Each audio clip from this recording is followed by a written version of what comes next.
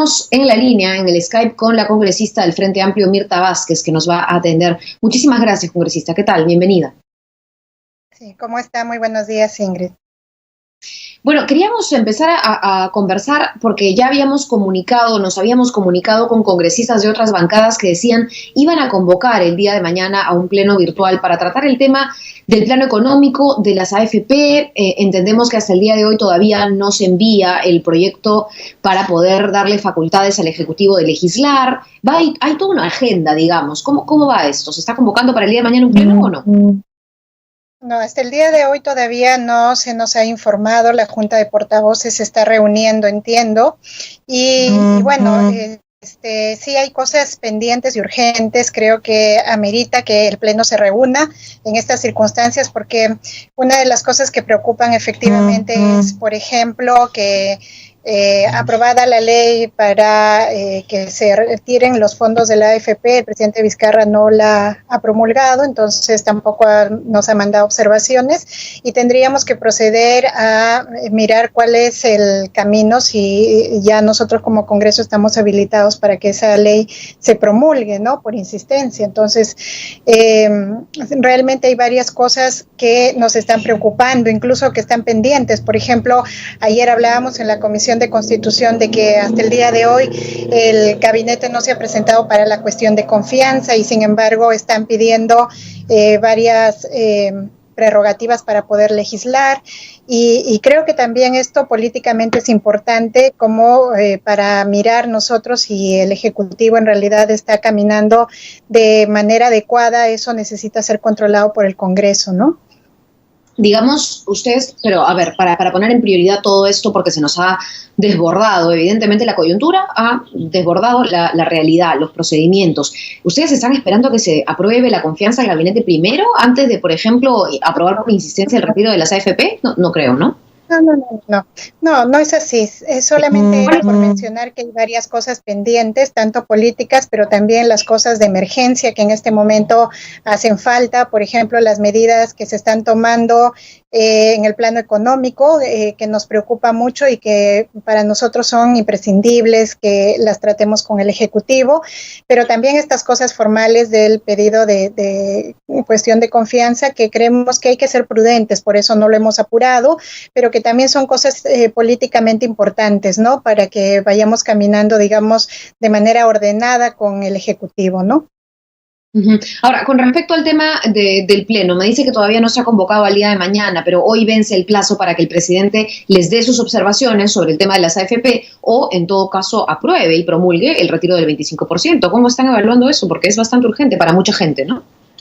Hoy día habrá seguro un pronunciamiento de la Junta de Portavoces y seguro que tendremos ya una decisión al respecto. Si hay que convocarnos a un pleno, lo tendremos que hacer de manera inmediata, porque creo que estas cosas son urgentes para en el marco de la crisis y cómo la población está tratando de afrontar la crisis. Esto es un aspecto fundamental, ¿no? En todo caso, con respecto a otra propuesta que ya se ha planteado de citar, por ejemplo, a la ministra Alba de Economía y al premier Ceballos, esto lo ha propuesto el FREPAP, para que puedan explicar sobre el tema económico y el tema tributario, las deudas de las grandes empresas y por qué no se pueden cobrar como manera de generar más ingresos para paliar esta crisis. ¿Es una propuesta que ustedes apoyarían? Sí, nosotros en realidad también estamos en esa misma línea. Creemos que en este momento es bien importante mirar de dónde recaudamos. El tema del impuesto a la riqueza para nosotros es un tema fundamental, que básicamente es posible hacerlo. Hay varios países en América Latina que ya lo tienen desde hace tiempo: Argentina, Colombia, Uruguay. En Europa lo mismo, ¿no? El mismo Alemania en este contexto está proponiendo justamente un 1% de impuestos a quienes tienen propiedades y mayor acumulación de riqueza. Entonces creo que es una medida absolutamente proporcional, a pesar de lo que se diga, para que en este momento quien tiene más posibilidades en este país pueda aportar más, ¿no? Entonces son propuestas que hay que trabajar. Yo sé que hay una serie de resistencias, incluso del sector económico, pero creo que es importante discutir la propuesta porque desde nuestro punto de vista es bastante viable, ¿no? Ok, pero ¿qué propuesta? Esa es la pregunta, porque todos parecen tener una propuesta distinta. El FREPAP tiene esto de cobrar deudas, el Congreso, ustedes habían planteado un impuesto a la riqueza, lo habían discutido de alguna manera, pero habían dicho que no lo paguen los trabajadores. El gobierno, ya han salido algunos trascendidos, estaría hablando de ponerle un impuesto a aquellas personas que ganen, o sea, a la remuneración, que ganen más de 10.000 soles mensuales. Entonces, ¿qué propuesta?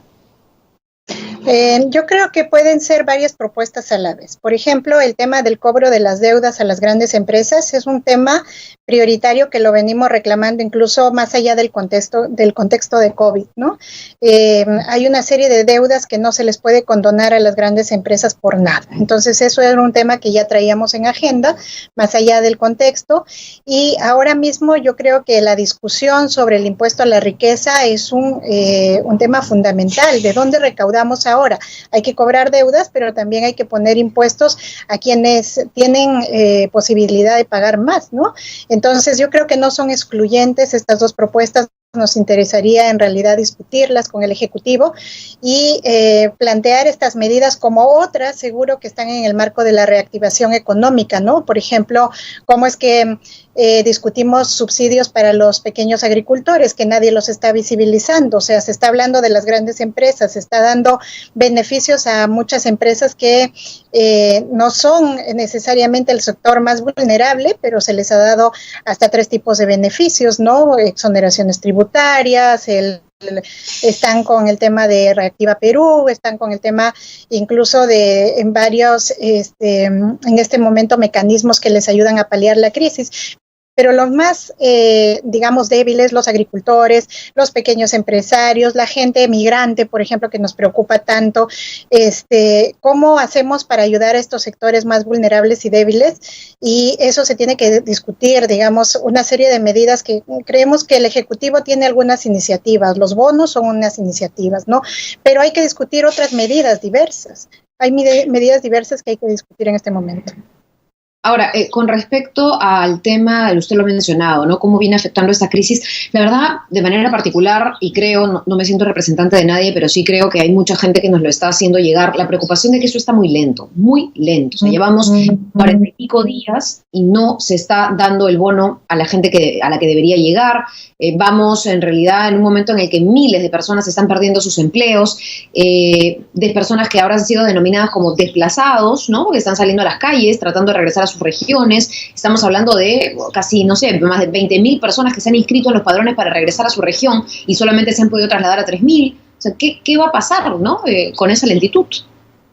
Sí, por eso es que hoy día, por ejemplo, la Comisión de Inclusión Social que yo presido, estamos citando a la ministra de Inclusión, Ariela Luna, y sus viceministros para que miremos con ellos cuáles son los cuellos de botella, qué es lo que está pasando.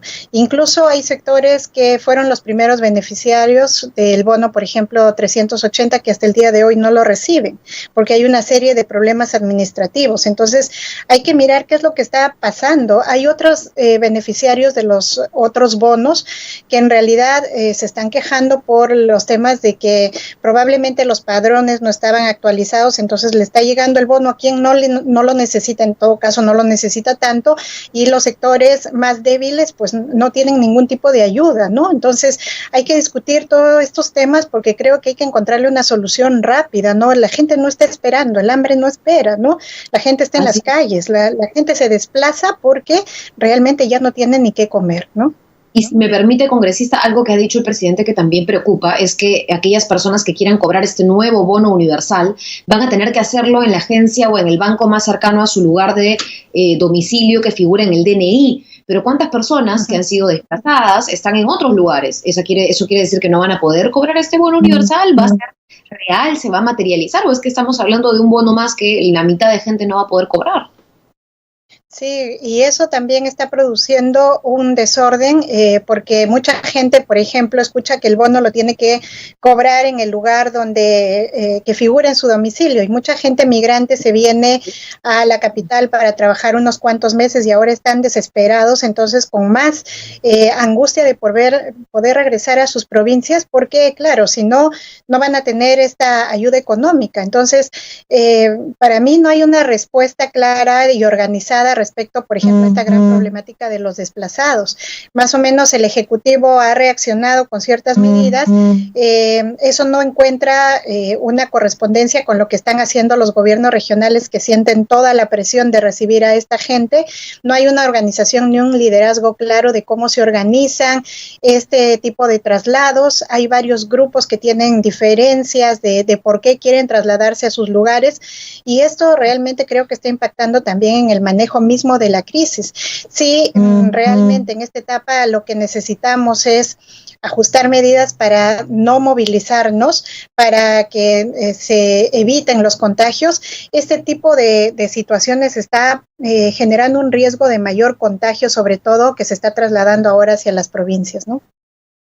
Ahora, para regresar un poquito al tema de las AFP, porque mucha gente de repente no lo tiene claro, si es que el gobierno no observa esa ley o esto que aprobaron de retiro del 25% de los fondos de manera, digamos, como ustedes lo han hecho, lo que tendría que hacer es promulgarlo. Pero si lo observa, les regresa las observaciones a ustedes y ustedes podrían aprobarlo por insistencia. Es decir, podríamos tener el escenario de que sí o sí se aprobaría ese retiro, ¿no? Sí, para nosotros el escenario es claro, ¿no? Porque nosotros en realidad hemos votado en amplia mayoría sobre el tema del retiro de estos fondos y vamos a insistir en eso. Hay un acuerdo casi unánime del Parlamento de que aún cuando se hagan observaciones vamos a aprobar esa norma y pedir su promulgación por insistencia. Esto, además, como ha sido una mayoría del Congreso la que aprobó para empezar el retiro, me imagino que la misma mayoría votaría por aprobarlo por insistencia, ¿no? Me imagino. Por supuesto. Ahí yo no he visto ningún tipo de retroceso de ninguna bancada. Creo que todos estamos claros en eso y es lo más seguro, es casi seguro que esto se va a aprobar así con esa misma mayoría. Ahora, quisiera también preguntarle, usted en calidad de presidenta de la Comisión de Inclusión Social, ¿qué medidas también se están tomando con respecto al sinceramiento de las cifras y qué lugares están siendo más vulnerables frente al coronavirus? Porque estamos viendo que las tasas de letalidad están aumentando de manera preocupante en lugares como Lambayeque, Iquitos, y de repente ya incluso no tanto en Lima, sobre todo letalidad, o sea, la gente se está muriendo en las regiones. ¿Qué cosas o qué medidas esperan también conversar con la ministra, ¿no? Entiendo que me acaba de decir la van a citar. Ninguna reunión con ella. Justamente hoy día a las 4, como repito, ella va a estar en nuestra comisión y nos gustaría también preguntarle, más allá de los apoyos económicos, justamente es cómo se está mirando el tema de las medidas diferenciadas en las provincias, donde hoy por hoy es donde se está incrementando los contagios, ¿no? Y ahí también tenemos menor capacidad de respuesta. En realidad entendemos que eso tampoco depende y no nos va a contestar ella respecto a la capacidad de respuesta de los hospitales, por ejemplo, pero sí a la ministra de Inclusión Social le tocará mirar transversalmente cómo es que se aplican medidas con otros sectores de manera diferenciada para las provincias donde sí está incrementándose estos contagios y donde se está agudizando la problemática, ¿no? Igual en los sectores más débiles, por ejemplo, ahora mismo en Lima la enfermedad y el contagio empezó por los barrios, digamos, tipo A, B, pero se ha desplazado a los sectores CD, ¿no? Los sectores más vulnerables, y ahí es donde la enfermedad está arrasando. ¿Por qué? Porque no hay una capacidad de respuesta, no hay una capacidad de mejor atención a estos sectores de pobreza. Entonces ahí se tienen que focalizar los esfuerzos, o sea, inclusión social, por ejemplo, tendría que estar pensando en estos sectores CD y cómo hay respuestas más diferenciadas, porque ahora estamos hablando de medidas que casi son uniformes para todo el país. Tenemos que empezar a responder a la crisis con medidas diferenciadas y focalizadas en estos sectores más vulnerables. Eso que usted dice, congresista, me parece muy valioso. Yo estaba viendo algunos estudios y todo determinaría que el virus o la parte más complicada del contagio se estaría prolongando hasta fines de mayo, si no es inicios de junio. Tengo mis mascotas ahí, me va a perdonar, disculpe. Pero en todo caso le consultaba, ¿no? Estas medidas focalizadas, a ver, que ustedes dicen en regiones, ya hay mercados o hay localidades en Piura, le voy a contar un caso específico, lo escuché el día de ayer, que lo que se hace es, por ejemplo, mercados van a abrir lunes, miércoles y viernes. Algunos dirán, bueno, pero de repente se abarrotan los mercados y se repletan los mercados martes, jueves y sábado. No lo sé. Pero ya los alcaldes están tan desesperados que ellos mismos están focalizando estas medidas de cuarentena. ¿Usted cree que esto que se había anunciado, que el Colegio Médico lo ha pedido, de crear un cerco epidemiológico de referenciado, se va a aplicar o no se va a aplicar a nivel nacional o por provincias? Incluso acá en Lima, ya San Juan del Lurigancho ha desplazado a San Martín de Porres como uno de los distritos con más casos de COVID-19. Entonces, parece que estamos esperando que algo peor ocurra, ¿no? Sí, por eso es que me parece muy importante que hayan medidas más focalizadas, ¿no? En identificar cuáles son los sectores donde se están incrementando y mirar ahí qué medidas adoptamos y cómo apoyamos, ¿no? Por ejemplo, en las provincias, a mí me parece bien importante en este momento atender el tema de los desplazamientos, porque eso incluso va a incrementar la cifra de los contagiados. Pero está bien que atendamos esta problemática de manera adecuada, porque también hay que tener en cuenta que hay gente que ya no puede sostenerse en otros lugares y la idea no es impedirlos entrar, sino y cerrar los cercos, porque en algunas provincias la desesperación hace que los gobernadores hayan dicho, no, acá cerramos los cercos, y esa no es la salida. La salida es cómo ayudamos para que se atienda tanto el problema de la salud pública, generamos soportes, generamos ayudas para que haya un mejor manejo de la crisis, pero a la vez respondemos a estas demandas de la población que está llegando caminando, otros que necesitan trasladarse, y lo hacemos de manera organizada. Hay provincias, por ejemplo, ¿cómo puede ser que Piura, que teniendo los más altos casos de contagios y haya mucha gente que está migrando, se haya quedado sin pruebas rápidas? Eso es inadmisible. El gobierno dice sí, pero vamos a apoyar otra vez con otro lote a todas las regiones. No, a todas no. A las que realmente están siendo víctimas de mayores contagios, ahí se tiene que concentrar los esfuerzos, ¿no? Ahora tocan para mí medidas muy focalizadas. Una última pregunta, congresista. ¿Preocupa la labor, así como se ha descubierto que hay centenares de muertos en los penales, muchos contagiados? Se pregunta dónde está el ministro de Justicia para que encabece, digamos, un sinceramiento de lo que ocurre. También algunos nos preguntamos qué ocurre con la ministra de Cultura, ¿no? El Ministerio de Cultura, que debería encargarse, por ejemplo, de poblaciones indígenas. Muchos sentimos, y creo que lo hemos hasta comprobado, no hay un padrón, no hay un mapeo de dónde están estas poblaciones indígenas en específico, algunas incluso no contactadas, si están bien, si están mal, si podrían haber infectados ahí o no. El Perú es tan grande que de repente también la tarea o el trabajo del Ministerio de Cultura debería enfocarse ahí, y no lo estamos viendo. Sí, y el Ministerio de Cultura es bien importante en este momento, el rol que desempeña, porque, por ejemplo, no solamente tiene que ver con poblaciones como las indígenas, que en este momento están en un altísimo riesgo. Ya ha fallecido, ya se ha reportado desde estas poblaciones que hay fallecidos indígenas por COVID que no tuvieron el menor acceso a salud, por ejemplo, y ahí Cultura tendría que estar cruzando, yo creo, acciones con los ministerios de salud, con el Ministerio de Salud, perdón, y con varios, digamos, otros ministerios, inclusión social incluso, que atiendan también a estas poblaciones de manera diferenciada. Entonces, y el Ministerio de Cultura tendría que estar viendo por justamente los sectores que ellos abarcan, que están siendo los más golpeados. Por ejemplo, los sectores de artistas, por ejemplo, ¿no? Que a nosotros constantemente nos están diciendo, miren, nos vamos a morir de hambre. Ellos no han sido los sectores pobres tradicionalmente, pero son sectores muy vulnerables en esta circunstancia, y yo no veo que Cultura esté respondiendo. Le mandamos una serie de documentos diciendo cuál es el plan para estos sectores que son de su competencia y que se están volviendo blancos muy vulnerables en esta crisis, ¿no? Entonces, ahí también me preocupa un poco. Vamos a seguir tocándole la puerta, creo que a los encargados en este ministerio, porque hay que tener una reacción de todos los ministerios a la vez, ¿no? De todos los ministerios a la vez, y vemos que algunos todavía tienen poco protagonismo en el manejo de la crisis. Bien, bien, congresista, muchísimas gracias por esto, y estaremos muy atentas a cuando se convoque este pleno y por supuesto también a la Comisión de Inclusión Social, que vayan a entrevistar a la ministra hoy a las 4. Muchísimas gracias por la comunicación. Muchas gracias a usted, Ingrid. Bien, hemos conversado con la congresista del Frente Amplio, Mirta Vázquez.